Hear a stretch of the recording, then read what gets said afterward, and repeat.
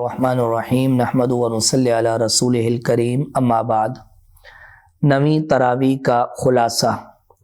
نویں تراویح میں 11ویں پارے کی ابتدا ہے اور اس کے شروع میں اللہ رب العزت نے منافقین کے احوال بیان فرمائے کہ وہ نبی علیہ الصلوۃ والسلام کے ساتھ جہاد میں جانے سے جو عذر پیش کیا کرتے تھے اسے قبول نہ کرنے کا اعلان فرمایا۔ پھر اللہ رب العزت نے دیہاتیوں کے 3 گروہ بیان فرمائے۔ ایک وہ کہ جو اللہ تعالیٰ کے راستے میں مال خرچ کرنے کو تاوان اور ٹیکس سمجھتا ہے، دوسرا وہ کہ جو مال خرچ کرنے کو اپنے لیے سعادت اور فضیلت سمجھتا ہے، اور تیسرا وہ جو اللہ تعالیٰ پر ایمان لاتا ہے۔ اللہ تعالیٰ نے اسے بیان فرمایا۔ اس کے بعد جو سب سے پہلے ایمان لانے والے لوگ ہیں، سابقون الاولون، ان کی فضیلت جنت کا ان کے لیے اعلان کیا گیا۔ پھر اس کے بعد آگے اللہ رب العزت نے دوبارہ منافقین کا ذکر فرمایا، اور پھر جو لوگ گناہ کر کے گناہ پر ڈٹے رہتے ہیں تو ان کی مذمت بیان فرمائی۔ جو گناہ کے بعد توبہ کرتے ہیں ان کی توبہ کے قبول کرنے کا اعلان فرمایا۔ جو لوگ صدقات دیتے ہیں، زکوٰۃ دیتے ہیں، تو بتلایا گیا کہ یہ زکوٰۃ اور صدقہ یہ دل اور مال کی پاکیزگی کا ذریعہ ہے۔ پھر آگے بتلایا کہ منافقین نے جو اپنے لیے مسجد زرار کے نام سے ایک مسجد تعمیر کی جو سازشوں کا مرکز تھا، نبی علیہ الصلوۃ والسلام کو وہاں جانے سے منع فرمایا گیا۔ پھر اگلے رکوع میں اللہ رب العزت نے جہاد کرنے والوں کی فضیلت بیان فرمائی اور ان کے لیے جنت کا اعلان فرمایا۔ ان کی چند صفات بیان فرمائی کہ وہ رکوع کرنے والے، سجدہ کرنے والے، اور اس کے ساتھ ساتھ نیکی کا حکم دینے والے، برائی سے روکنے والے، اللہ تعالیٰ کی حدود کا خیال کرنے والے ہوتے ہیں۔ پھر اس کے بعد مشرکین کے لیے اللہ تعالیٰ نے توبہ اور استغفار کرنے سے منع فرمایا۔ اور پھر اللہ تعالیٰ نے غزوہ تبوک میں جن مسلمانوں نے انتہائی قسم پرسی کی حالت میں، غربت کی حالت میں نبی علیہ السلام کا ساتھ دیا، وہ مہاجرین اور انصار صحابہ، اللہ تعالیٰ نے ان کی فضیلت بیان فرمائی۔ اور پھر جو 3 مسلمان غزوے میں جانے سے رہ گئے اور ان کی توبہ پھر اللہ تعالیٰ نے قبول فرمائی، اس واقعہ کو بیان کیا گیا۔ اس سے اگلے رکوع میں اللہ تعالیٰ نے یہ بتلایا کہ جہاد میں بھی پیاس، بھوک وغیرہ، تکلیف، یہ ساری چیزیں آئیں گی، لیکن صبر کرنے والوں کے لیے اللہ تعالیٰ نے بڑا اعزاز اور اکرام رکھا ہے۔ پھر بتلایا گیا کہ مسلمانوں میں ایک جماعت ایسی ہو جو تفقہ فی الدین، یعنی دین کی سمجھ حاصل کرے اور اسے لوگوں تک پہنچانے کی کوشش کرے۔ اس کے بعد اللہ تعالیٰ نے مسلمان اور منافقین دونوں کا موازنہ فرمایا کہ جب کوئی آیت نازل ہوتی ہے تو مسلمانوں کا ایمان بڑھ جاتا ہے، اور منافقین جو ہے وہ پھر طرح طرح کی سازشیں کرنے لگتے ہیں، اور وہ طرح طرح کی انکار کر کے ان کے مرض میں اور ان کے نفاق میں مزید اضافہ ہو جاتا ہے۔ آخر میں اللہ تعالیٰ نے نبی علیہ الصلوۃ والسلام کی عظمت، فضیلت کو بیان فرمایا، آپ کے رحم و کرم کو بیان فرمایا، اور ایمان والوں کے لیے اسے خاص نعمت قرار دیا۔ اس کے بعد آگے سورہ یونس کی ابتدا ہے۔ اس میں حضرت یونس علیہ السلام کی قوم کا آخر میں واقعہ بیان کیا گیا۔ اس کی مناسبت سے اللہ تعالیٰ نے اس سورت کا نام سورہ یونس قرار دیا۔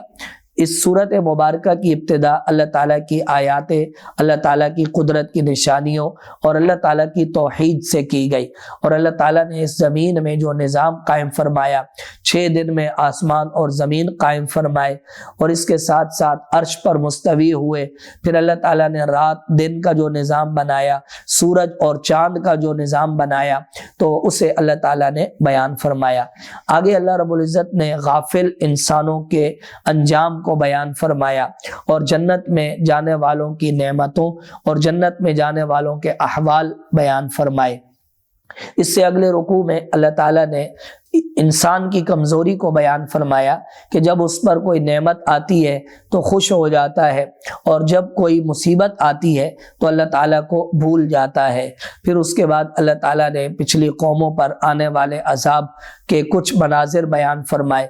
مشرکین مکہ کے مطالبے کو بیان کیا، وہ کہتے تھے کہ قرآن میں تبدیلی کر دو یا اس کی جگہ کوئی دوسرا قرآن لے کر آ جاؤ، تو نبی علیہ السلام نے اعلان فرمایا کہ میں اس میں کوئی تبدیلی کرنے یا اس کی جگہ دوسرا قرآن لانے کا اختیار نہیں رکھتا۔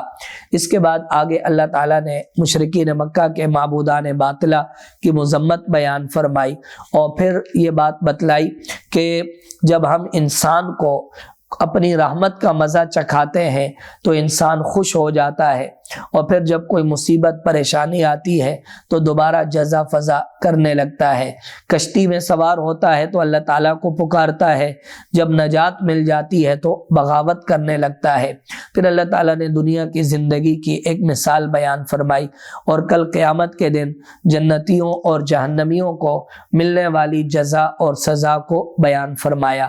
اس کے ساتھ ساتھ مشرکین مکہ اور دیگر مشرکین اپنے معبودوں سے جیسے براءت کا اظہار کریں گے اور ان کے معبود ان سے براءت کا اظہار کریں گے، اسے بیان کیا گیا۔ اس کے بعد آگے اللہ رب العزت نے دوبارہ اپنی چند نعمتوں کا ذکر فرمایا، آسمان اور زمین کی تخلیق، رزق عطا کرنا، آنکھ کان کی نعمت عطا کرنا، اور پھر زندہ کو مردہ سے، مردہ کو زندہ سے پیدا کرنا، اسے بیان کیا گیا۔ اور اللہ تعالیٰ نے دعوت فکر دی کہ وہ معبود کے جو ہدایت بھی دے سکتا ہے، پیدا بھی کر سکتا ہے، زیادہ اتباع کے لائق ہے، یا وہ معبود کہ جو نہ پیدا کر سکتا ہو نہ ہدایت دے سکتا ہو، وہ زیادہ اتباع کے لائق ہے۔ پھر قرآن کریم کی عظمت کو اجاگر کیا گیا اور نہ ماننے والوں کے انجام کو بیان کیا گیا۔ اس کے بعد اللہ رب العزت نے آگے یہ بات بتلائی کہ قیامت کے دن جب انسانوں کو جمع کیا جائے گا تو اس وقت کیا حسرت کا عالم ہوگا۔ دنیا میں اللہ تعالیٰ نے ہر امت کے لیے ایک رسول بھیجا، ڈرانے والا بھیجا، دنیا والوں نے انکار کیا تو ان کے انجام کو اللہ تعالیٰ نے بیان فرمایا۔ اس سے آگے اللہ تعالیٰ نے قیامت کے کچھ احوال بیان فرمائے، اور پھر یہ بات بتلائی کہ یہ قرآن کریم یہ نصیحت بھی ہے اور شفا بھی ہے۔ دلوں کی بیماریوں کا راز قرآن کریم کی اتباع میں مضمر ہے۔ اللہ تعالیٰ نے جو یہ نعمت عطا فرمائی، اس نعمت پر خوش ہونا چاہیے اور اللہ تعالیٰ کی اس نعمت پر شکر کا اظہار کرنا چاہیے۔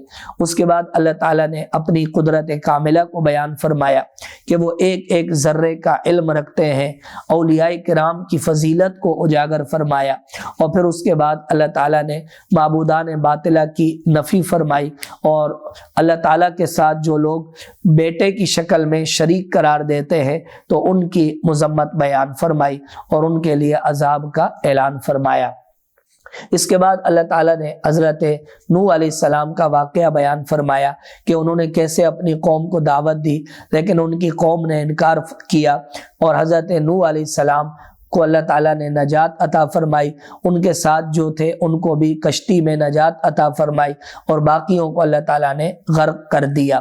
پھر حضرت موسیٰ اور حضرت ہارون علیہ السلام کا واقعہ ہے، فرعون کے دربار میں جا کر انہوں نے جو دعوت دی اور جادوگروں کے ساتھ جو مقابلہ ہوا تو اسے بیان کیا گیا، اور پھر حضرت موسیٰ علیہ السلام کی دعاؤں کا ذکر ہے، اور پھر حضرت ہارون علیہ السلام نے اس پر جو آمین کہی اسے بیان کیا گیا۔ پھر فرعون کے غرق ہونے کو بیان کیا گیا، اور اس کے بعد آگے قرآن کریم کی صداقت کو بیان کیا گیا، اور اس کے ساتھ ساتھ نبی علیہ الصلوۃ والسلام کو دین کی پیروی اور قرآن کریم کے ساتھ لازم اپنے آپ کو کر لینے کا حکم دیا گیا، اور پھر حضرت یونس علیہ السلام کی قوم کا واقعہ بیان کیا گیا کہ عذاب آنے کی صورت میں انہوں نے توبہ کی تو اللہ تعالیٰ نے ان کو نجات عطا فرما دی۔ پھر اللہ تعالیٰ نے آخر میں جو لوگ دین کے معاملے میں شک کرتے ہیں تو ان کے شک کی تردید فرمائی، توحید کو بیان فرمایا، اور پھر یہ بات بتلائی کہ اللہ تعالیٰ کسی کو نفع دینا چاہیں کوئی نقصان نہیں دے سکتا، اگر وہ نقصان دینا چاہے تو کوئی نفع نہیں دے سکتا، اور پھر آخر میں اللہ تعالیٰ نے دوبارہ قرآن کریم کی صداقت کو بیان فرمایا۔ اس کے بعد آگے سورہ ہود ہے، یہ مکی سورت ہے۔ حضرت ہود علیہ السلام ایک جلیل القدر پیغمبر ہیں، ان کے نام پر یہ سورت نازل ہوئی۔ ابتداء اللہ تعالیٰ نے اپنی رحمت اور اپنی طرف رجوع کرنے کا حکم فرمایا۔ اللہ تعالیٰ کی جو صفت ہے رزاق، یعنی ہر چیز کو رزق عطا کرنا، اسے بیان کیا گیا۔ عرش پر اللہ تعالیٰ مستوی ہوئے، اسے بیان کیا گیا۔ انسان کی پائی جانے والی کمزوریوں کو بیان کیا کہ نعمت ملنے کے بعد یا تکلیف آنے کے بعد اس کی حالت کیا ہوتی ہے۔ پھر اس کے بعد اللہ تعالیٰ نے قرآن کریم جیسی 10 آیات مبارکہ لانے کا حکم فرمایا کہ اس جیسی 10 صورتیں بھی جو ہے وہ تم پیش نہیں کر سکتے۔ پھر اللہ تعالیٰ نے حضرت موسیٰ علیہ السلام کا واقعہ بیان فرمایا، اور اس کے ساتھ ساتھ جو لوگ انکار کیا کرتے تھے ان لوگوں کی مذمت بیان فرمائی، اور آخر میں تابعداری کرنے والوں کی فضیلت اور مقام اللہ تعالیٰ نے بیان فرمایا۔ اس کے بعد اگلے رکوع میں دوبارہ حضرت نوح علیہ السلام کا واقعہ ہے، جو انہوں نے اپنی قوم کے سرداروں کے ساتھ مکالمہ فرمایا، اور اللہ تعالیٰ نے بالآخر حضرت نوح علیہ السلام کو غلبہ عطا فرمایا۔ حضرت نوح علیہ السلام کو سرداروں نے کہا کہ آپ غریب لوگوں کو اپنے سے دور کر دیں، اس کی مذمت بیان فرمائی گئی، اور حضرت نوح علیہ السلام نے اس بات سے انکار کیا۔ پھر اس کے بعد اللہ تعالیٰ نے حضرت نوح علیہ السلام کو کشتی بنانے کا حکم دیا، چنانچہ انہوں نے ایک کشتی بنائی، اور پھر اللہ تعالیٰ نے باقی پوری قوم کو غرق آب کیا۔ حضرت نوح علیہ السلام اور ان پر ایمان لانے والوں کو اللہ تعالیٰ نے نجات دی۔ پھر آخر میں حضرت نوح علیہ السلام کا بیٹا جو طوفان میں غرق ہوا، اس کے لیے جو نوح علیہ السلام نے التجا کی اور اللہ تعالیٰ نے جو منع فرمایا، اس بات کو بیان کیا گیا، اور پھر اللہ تعالیٰ نے تقوی والوں کے لیے اچھے انجام کا اعلان فرمایا۔ وآخر دعوانا ان الحمد للہ رب العالمین۔